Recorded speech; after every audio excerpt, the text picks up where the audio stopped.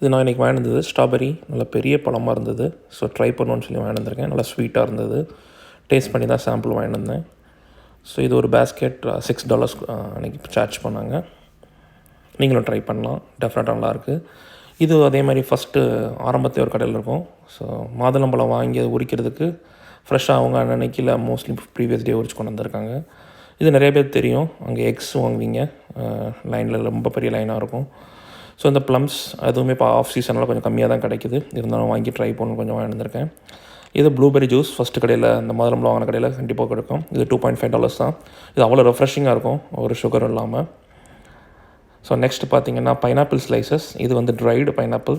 So இது வந்து ரொம்ப கால்சியம் இதுக்கெலாம் ரொம்ப நல்லது மெயினாக.